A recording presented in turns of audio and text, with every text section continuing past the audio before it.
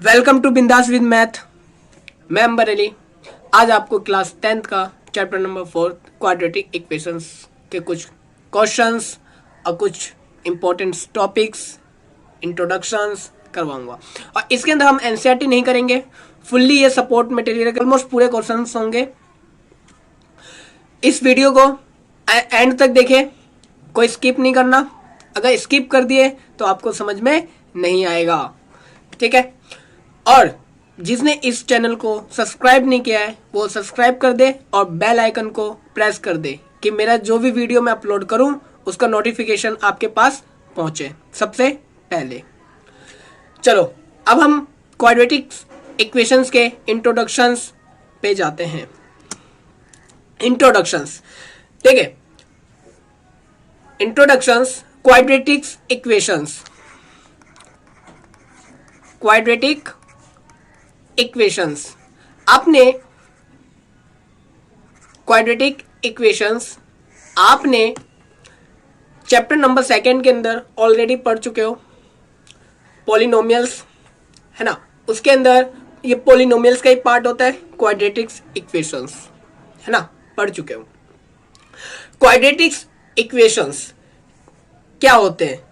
जिनकी highest power, जिस variable की हाईएस्ट पावर 2 हो उसे आप क्या कहोगे? क्वाड्रेटिक इक्वेशंस कहोगे, ठीक है। इसका जो जनरल फॉर्म होता है, वो होता है ए एक्स स्क्वायर प्लस में बी एक्स प्लस में सी इक्वल टू 0। अगर इक्वल टू में 0 है तो इसे आप क्या कहोगे? इक्वेशन। इक्वल टू में कुछ भी हो, ठीक है। अगर सिंपल ये लिखा हुआ है a x square plus b x plus c, तो इसे क्या कहोगे? इसे कहोगे क्वाड्रेटिक पॉलिनोमियल्स। क्या कहोगे? Quadratic polynomials. हिंदी में इसे कहते हैं द्विघात बहुपद। क्या कहोगे? द्विघात बहुपद, ठीक है। देखो, क्वाड्रेटिक इक्वेशन का जो जनरल फॉर्म होता है इसे क्या कहते हैं? ये जनरल फॉर्म होता है, जनरल फॉर्म। इसे स्टैंडर्ड फॉर्म भी कहते हैं, कई बार पेपर में आ जाता है, ठीक है। स्टैंडर्ड फॉर्म हो गया। इसे हिंदी में व्यापक रूप बोलते हैं, ठीक है। मानक रूप भी बोलते हैं, ठीक है। और सामान्य रूप भी बोला जाता है। क्वाड्रेटिक्स इक्वेशन के अंदर क्या कंडीशन होता है? कंडीशन ये होता है ए डज नॉट इक्वल टू 0। ए 0 नहीं होगा। अगर समझो ए 0 हो जाए तो ये क्या होगा? 0 हो जाएगा, है ना। अब 0 हो जाएगा तो ये मुझे क्या मिलेगा? ओनली फॉर लीनियर इक्वेशन मिलेगा। इसको क्या बोलोगे? लीनियर इक्वेशन हो जाएगा, है ना। लेकिन क्वाड्रेटिक इक्वेशन का क्या था कंडीशन यही था, वेरिएबल टर्म का हाईएस्ट टर्म क्या होना चाहिए? 2 होना चाहिए, है ना। तो उसी को आप क्वाड्रेटिक इक्वेशन कहोगे। और यहाँ पे ए बी सी ये तीनों ही क्या होते हैं? रियल होते हैं, रियल नंबर, ठीक है। रियल नंबर, ठीक है। वास्तविक संख्या होते हैं ए बी सी, ठीक है। 0 के अलावा ये कुछ भी हो सकता है, 0 के अलावा कुछ भी ले सकते हो, ठीक है। अब देखो, आपने 10th क्लास का 2nd चैप्टर के अंदर क्या निकाल रहे थे? जीरोस फाइंड अप कर रहे थे। क्या फाइंड अप कर रहे थे? जीरोस। बट इसके अंदर एक नाम आया, क्या आया? रूट्स, ठीक है। ये रूट्स होता क्या है? रूट्स कुछ नहीं, वही है जो आप निकालते थे जीरोस। क्या निकालते थे? जहां पे जीरोस निकालते थे, जीरोस को ही इस चैप्टर में क्या बोला गया है? रूट्स बोला गया है, ठीक है। रूट्स। अब आपको पता है रूट्स निकालने का 3 मेथड, है ना। आपने अभी फर्स्ट मेथड ही पढ़े हो, फैक्टराइजेशन मेथड, ठीक है। इसके अंदर, इस चैप्टर के अंदर हम क्वाड्रेटिक इक्वेशन के रूट्स निकालने के लिए हम 3 मेथड पढ़ेंगे। वो 3 मेथड कौन कौन से होंगे? पहला मेथड होगा आपके पास फैक्टराइजेशन मेथड, दूसरा होगा कंप्लीट स्क्वायर मेथड, ठीक है, तीसरा होगा क्वाड्रेटिक्स फॉर्मूला, ठीक है, जिसके अंदर इसके अंदर जो क्वाड्रेटिक्स कंप्लीट स्क्वायर मेथड जो है वो आपके सिलेबस में नहीं है, ठीक है। देखिए हम वो पढ़ते हैं अभी, ठीक है। जैसे यहां पे देख लो, जो हम रूट्स निकालेंगे है ना, जीरोस निकालेंगे, वो हम 3 तरीके से निकालेंगे। वो 3 तरीका क्या है? पहला है आपके पास, ठीक है, फैक्टराइजेशन मेथड, ठीक है, फैक्टराइजेशन मेथड। दूसरा है आपके पास कंप्लीट स्क्वायरिंग मेथड, ठीक है, कंप्लीट स्क्वायरिंग मेथड। और तीसरा है आपके पास क्वाड्रेटिक्स फॉर्मूला। तीसरा क्या है? क्वाड्रेटिक्स फॉर्मूला, ठीक है। आप ये फैक्टराइजेशन मेथड ऑलरेडी पढ़ चुके हो, क्लास 9th में ही पढ़ चुके हो और 10th में पढ़ चुके हो। फैक्टराइजेशन मेथड निकालने के लिए 2 मेथड होता है। वो 2 मेथड क्या होता है?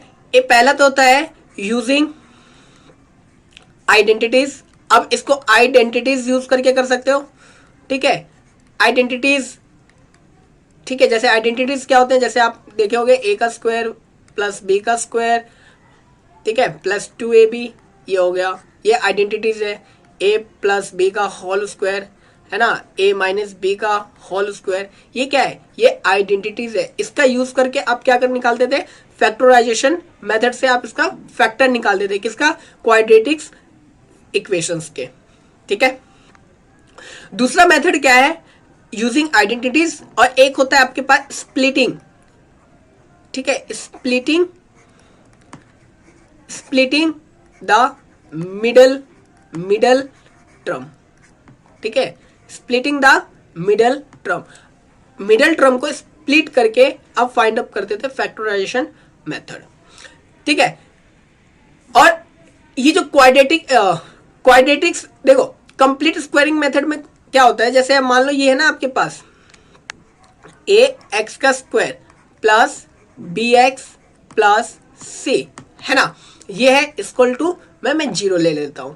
यहां पे क्या करते हैं? यहां पे एक्स स्क्वायर का कॉफिशिएंट को 1 बना के चलते हैं, ठीक है। एक्स स्क्वायर का कॉफिशिएंट 1 जो भी होता है ना, इसको इससे हम मल्टीप्लाई कर देंगे। जैसे एक्स स्क्वायर मतलब डिवाइड कर देंगे, सॉरी मल्टीप्लाई बोल दिया, तो ये हो जाएगा b by a x plus में c by a equal to 0 by a, है ना। कंप्लीट स्क्वायरिंग मेथड में हम ऐसे करते थे। अब जो x का कॉफिशिएंट होता है, किसका? x का कॉफिशिएंट होता है, हम इसका आधा से मल्टीप्लाई करके, मतलब आधे से मल्टीप्लाई करके हम क्या करते थे? प्लस और माइनस करते थे, है ना। प्लस माइनस करने से क्या होता था? हमारा एक फॉर्मूला बन जाता था, आइडेंटिटीज बन जाता था। या तो a प्लस बी का होल स्क्वायर बन जाए या a माइनस बी का होल स्क्वायर बन जाए। और उससे बनने से क्या होता था? हम फिर उसको फर्दर क्या करते थे? सॉल्व करते थे। सॉल्व करने के बाद अपना आंसर आ जाता था, है ना। अब ये आ गया आपके पास क्वाड्रेटिक्स फॉर्मूला, ठीक है। हम इसको एक सेपरेट पढ़ते हैं, ठीक है, क्वाड्रेटिक, क्योंकि हमें क्वाड्रेटिक्स ही पढ़ना है, क्वाड्रेटिक्स फॉर्म ही पढ़ना है, यही इंपॉर्टेंट है आपका, ठीक है। सिलेबस में ये नहीं है, ठीक है। तो हम आते हैं क्वाड्रेटिक्स फॉर्मूला पे, ठीक है। इसको मैं थोड़ा रफ कर देता हूं, ठीक है, रफ कर देता हूं। अगर जिसे ये वीडियो अच्छी लगी हो वो प्लीज लाइक करें, ठीक है, और चैनल को सब्सक्राइब कर दे और इसको शेयर भी कर दे, ठीक है। और वीडियो एंड तक देखना। अगर आप थोड़ा सा भी स्किप कर देते हो तो आपको समझ में नहीं आएगा। मैं इस पूरे को ही इरेज कर देता हूं ना, है ना, इरेज, ठीक है।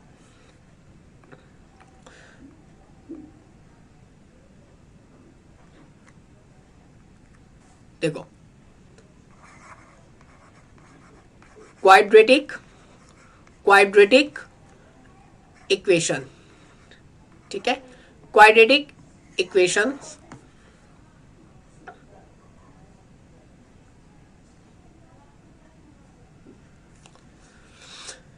अब क्वाड्रेटिक इक्वेशंस अभी हमने पढ़े, इसका general formula a square a x का square plus b x plus c equal to 0, ये होता है।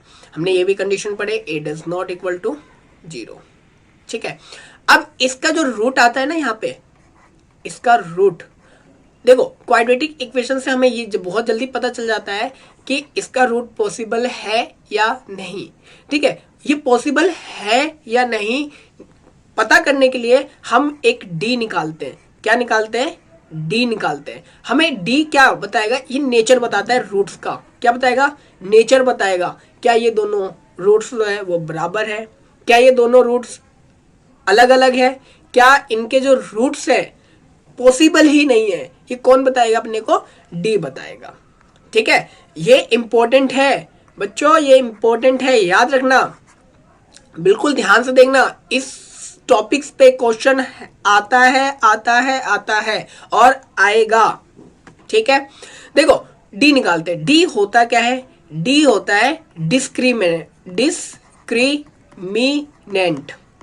क्या होता है? डिस्क्रिमिनेंट, ठीक है। अब ये डिस्क्रिमिनेंट क्या करता है?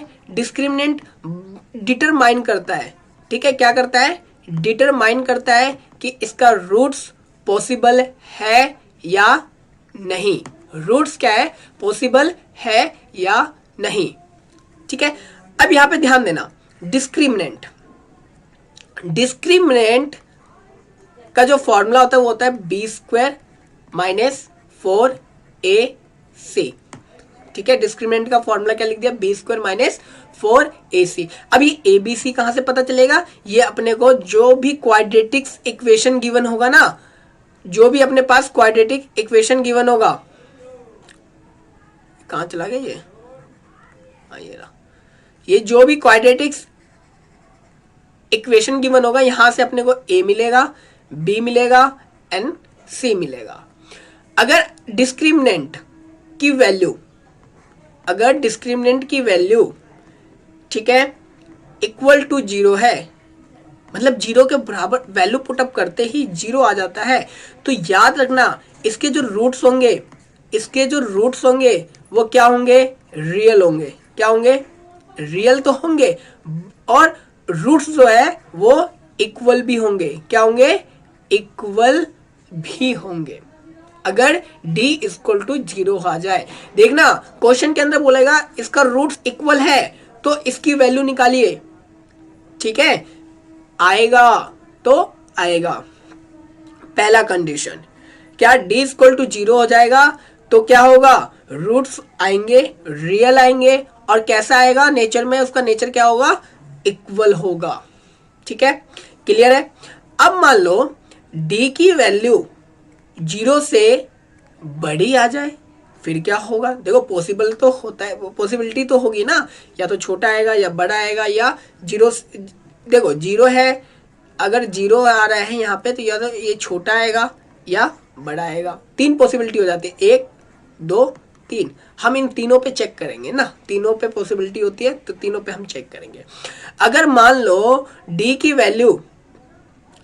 वैल्यू 0 से बड़ा आ जाए, क्या आ जाए? बड़ा आ जाए, तो देखो इसके रूट्स तो निकलेंगे।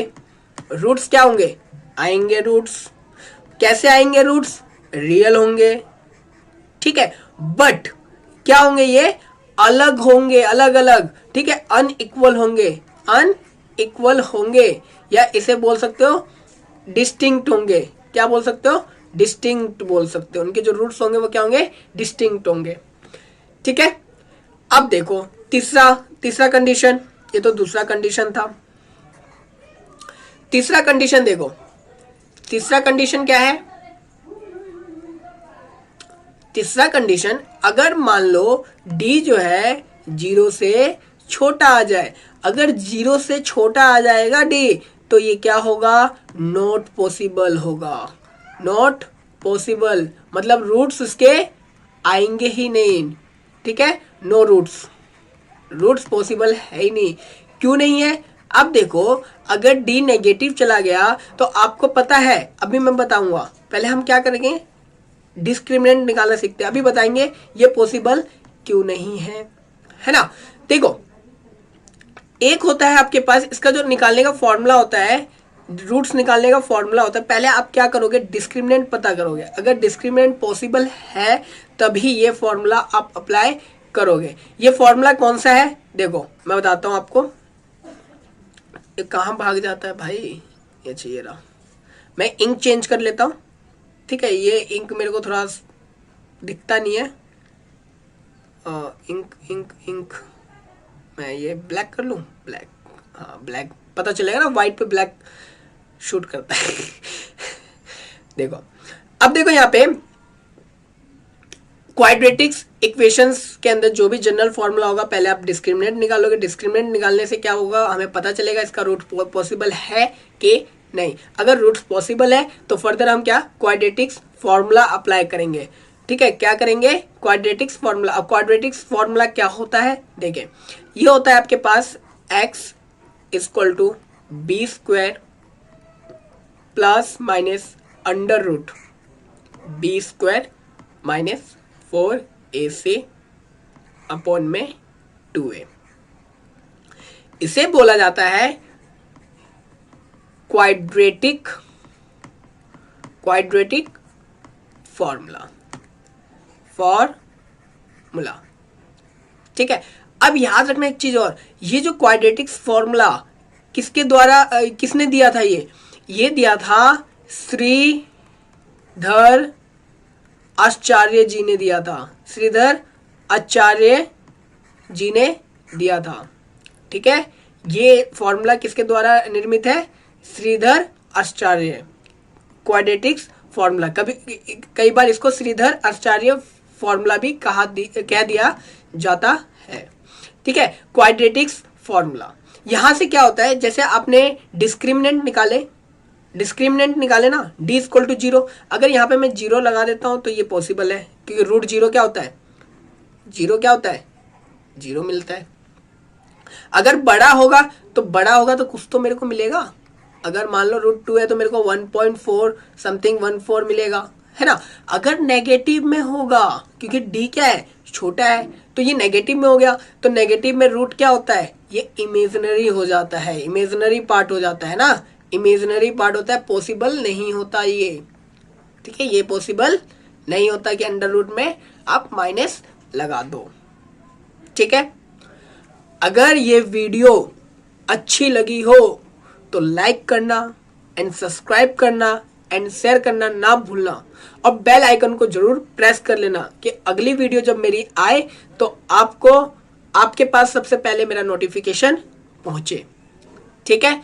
अब हम जो इसके बाद अगर जिसको भी कोई डाउट्स हो तो कमेंट में कर देना, लिख देना कि मुझे डाउट है, कि मुझे दोबारा से समझाइए, तो मैं दोबारा से आपके लिए वीडियो क्रिएट कर दूंगा, ठीक है।